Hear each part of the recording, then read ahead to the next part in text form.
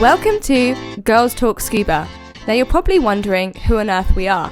I'm Ellie. I'm Emmy. And this is the podcast where we talk all things scuba. Including, but not limited to, education. They don't know whether to do a buoyancy course or whether they actually want to just get some more fun dives under their belt. Equipment. We asked you what the first piece of equipment you bought was and the results are in. And destination. I really want to dive in the Caribbean and I really want to go diving with sharks. Make sure you subscribe to never miss an episode. Hello and welcome back to another episode of Girls Talk Scuba. In this episode we're going to be talking about cold versus warm water diving. But first, how are you, Ellie? How have your week been? Very well, thank you. How are you doing, Emmy? I'm good. What have you been up to?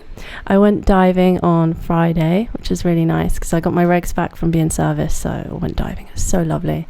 The water was 17 degrees. So much warmer, a little bit wasn't it? Nippy, but much better than last week. Yeah, we were in like 14 degrees last week. And the water is actually coming in from the left now, so I'm hoping it's going to warm up even more. Yeah, we have two winds here in Spain. We have the Levante, which is where it brings in all the warm water, and then we have the Poniente, which is the cold water. So we don't like that one so much. But it has been actually a relief to. It has felt like a very long winter. Yes. With a lot of undergarments and warming tools. Yes. A lot of hot chocolate. So finally we're getting some of the warmer water back, which actually leads us on to our topic of today quite nicely, doesn't it? Mm-hmm. So we found a post in Girls That Scuba community, and someone was seeking advice because they learnt to dive in a warm weathered country and also somewhere where the water temperature was very warm. They want to start diving a lot more often, but that means that they would have to start diving in cold water because of where they live and everything like that. So they were asking for tips, tricks, and other people's opinions. Do they simply dive in warm water, or do they dive, all year round, locally as well as away? So that I thought that was a really interesting post because it relates definitely to me. Because when I lived in the UK, I really shied away from UK diving because I learnt to dive in the Maldives and it was warm and it was, incredible. A big difference sights, there. Visibility from was amazing. Quarry to Maldives.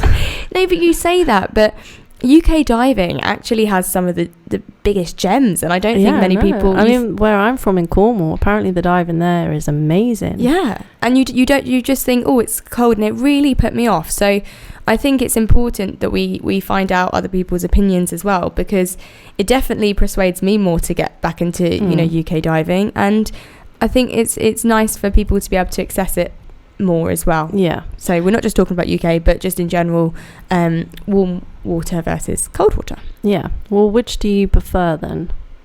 Oh, I would say I'm learning to love both. Yeah. I think I prefer currently at this stage warm water diving simply because as a professional I am in the water a lot.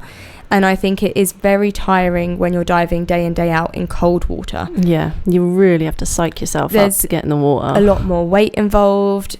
Your body's fighting to keep warm as well. A lot more layers. And it's harder for us as well, being in a hotter country where we're putting on all these layers, 7 mils, dry suits and all that. And it's 30 degrees outside, but then you're getting in 14 degrees water. It's a hell of a difference. It's refreshing though, isn't it? But anyway, we wanted to actually get all of your opinions onto this podcast. So we asked you in our poll, what is your preference? Do you prefer cold water diving, warm water diving, or both? And the results are in. Yeah, we have 75% of warm water, 3% of people said cold water, and 22% of people said both. I think that's quite a rounded. I mean, there's quite clearly a favourite of warm water. Yeah. But equally, I think I'm surprised that a lot of people also said both too. I think I would put myself in that category as well. Both. I think I enjoy both. I think before we start diving into the comments, we should try and decipher what we're talking about with cold water, warm water, because I think obviously for some people warm water might be 28, 30 degrees. Some people might classify cold water as -5. So I think if we give like a general black bracket of what we're talking about, I would probably say cold water is 14 degrees and under. I'd probably say, and I'd probably say warm, actually, yeah, and warm water is probably climbing up to the 20s and stuff like 20 and upwards. that. And there's an in between, which I don't think it's classified as cold or warm. It's just in the middle. It's getting there. But yeah, so if we go to the comments, because I loved people's comments in this, a few people mentioned that they selected warm water because they only dive on vacation. Yeah, I noticed that as well. A lot of the people in the comments go on holiday to dive, and then the people that dive locally is more cold water based. So I think they try and avoid it by going on holiday. Well, it makes sense though, doesn't it? Because if you're perhaps living somewhere in Europe and it's generally you don't really want, like a bit like me when I lived in the UK, I only dived when I was on holiday. Then I think you do diving on holiday, so you would naturally go for warm water. Yeah. And normally when you do go on holiday, also it tends to nice, be warm, sunny a beach place. holiday or something like that.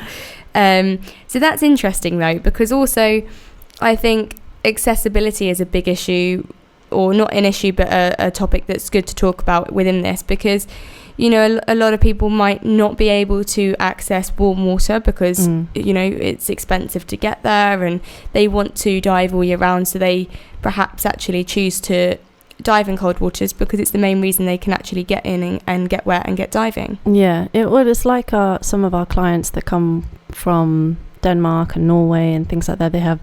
They say that their warmest water there is like 15, 16, maybe 17 degrees. And to us, that's freezing. But to them, that's like summer. So when they come here and it's 17, 18 degrees and I'm layering up all my layers and they're in their 2 mil. Going in a shorty.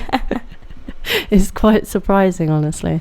Another comment I found really interesting was someone said, they don't dive in cold waters because they literally can't cope with the cold. They get so cold even in warm waters. Yeah. And they were talking about the temperature of like kind of 25, 26 degrees.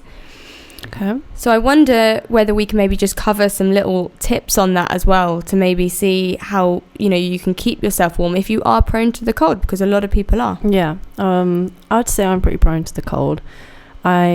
I try and keep myself moving. If we're doing skills, obviously I can't move that much, but I'll just kind of keep wiggling my toes, keep moving my hands and my shoulders. And then if I get out the dive and I'm still cold, I'll have some hand warmers, some hot chocolate. I sit in the car with heating on, wrap up nice and warm. This is just out of laziness, but I try to avoid taking off, the half suit just to warm up, but I try and avoid that. That's another point I'd actually pick up on is when you dive abroad in, warm countries, or if you dive in a warm country, you might actually know this already.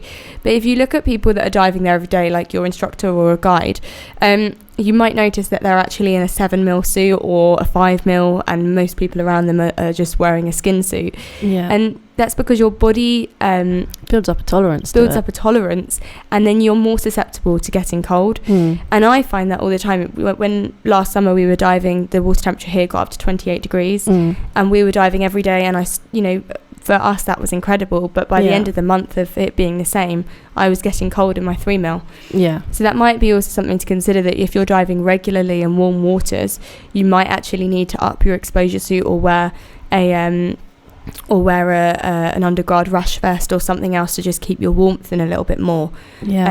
Because that's something I never thought about, and I was like, that's and then I saw my instructor when I first went to learn to dive in the Maldives, and he was in a 7 mil and I was just in a skin suit, and I was like, you're mad. But then you actually get to understand why, and you experience it, and then you go, oh, actually you do get very cold. As well as if you're boat diving as well, in between dives or on the boat ride out there, it can be quite nippy on the boat. So especially if it's windy in between. You have the 7 mil on, it keeps you nice and warm. Also, thermoclines, when they come out of nowhere. It's a hate and love relationship. Hate and love, because I love it in the summer because it gives me a minute to cool down. I'll open my suit. But in the winter, you just put your finger there just to test how cold it's going to be. How cold is that? and then you'll either just try and swim above it or below it, or go straight through it as quick as you can. For anyone that doesn't is not sure thermocline, what maybe it might be is do you want to explain it for them? So you can kind of see it in the water. It's kind of like a rigidy kind of texture, and it's basically, my explanation is like a current of either cold or warm water. So sometimes it's good and sometimes it's not. Depending on the conditions. Depending on the conditions. But if you see it and it's in cold water, I tend to just stick my little finger in there first just to see. And then like, nope, I'm going to go up a little bit. Sometimes it takes you by surprise, and then you just go around a corner and you're like, oh my God, it takes your breath away. The other comments in there was someone said they have not tried cold water diving because they're not dry suit certified. And also another comment I just wanted to pick up while we talk about dry suits is someone said that they actually they can't withstand the neck seal on dry suits. They feel really claustrophobic, and I understand that too. So that, for that I would say as well is you don't know until you try. And I also think it's something with cold water diving is practice makes perfect, but also the more you practice, the more comfortable you're going to be. I think the first time you dive in cold water, it's going to feel very different. You might be a bit anxious. Definitely anxious. It's quite, especially if you're doing skills as well, like taking your mask on and off. It's such a shock to feel that cold water on your face. I did my Dive Master skills circuit, which is just where you practice the skills that you do in your open water course in a confined environment, and you have to do them to demonstration standard. And when I did it, it was the winter time here, and our pool was about 10 degrees, and I took off my mask, and I literally felt like I'd been punched in the face, and also that I had brain. When you eat lots of ice cream all at once and you get brain freeze. That's how I felt, and it really actually made me quite anxious because I was like, oh, you feel it all in your teeth as well. Your teeth goes cold and your jaw just locks, and it's not nice. But I think over time you just keep practicing, and that's again where knowing what your body can withstand, and also knowing to have the proper equipment available.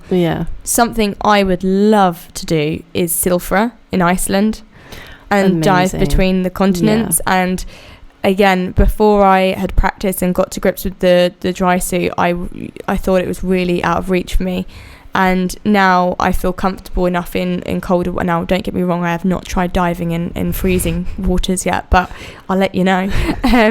But definitely it's something that is an experience of a lifetime, and that's what we were saying earlier, was there is some incredible experience with scuba diving both in warm and cold waters as well. I really do need to practice more with my dry suit. I will tell you, just while we're on this topic of dry suits and cold water diving, this year I wore my dry suit for the first time for this year, and I jumped in the water. What's one thing you don't do in a dry suit, Ellie? Don't pee in it. But I jumped in the water, and my natural how do I say this? My natural reflex to jumping in the water is to pee in my wetsuit normally. I know I'm disgusting. And once I jumped into the water, completely forgot in that moment I was in my dry suit, and my body just did the natural flow, and I was then like, oh my goodness, I have just peed myself in your brand new dry suit. In my brand new dry suit. So if anyone has any tips on how to get that out. But these things do happen. Okay, so moving on. Someone else in the comments did say, I will tell you later what I prefer, because they haven't yet tried cold or cold water diving. They've only tried warm, but they are branching out and actually going somewhere where it's cold. So they're going to try and let us know their thoughts about that as well. That'd be afterwards. Interesting. That'd be good. Yeah, and it is just, don't get discouraged if the first time you do it you're like, what am I doing?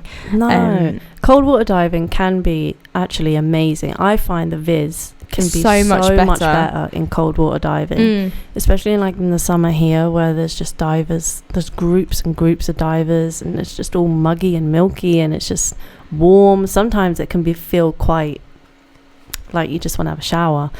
But cold water diving can also feel quite really refreshing. The viz is amazing, and at the moment the water's at good 17 degrees. It's octopus season, so when I went there was so many baby octopus out and about, and you kind of use them things to distract yourself a little bit from the cold. What in my opinion, I do that anyway.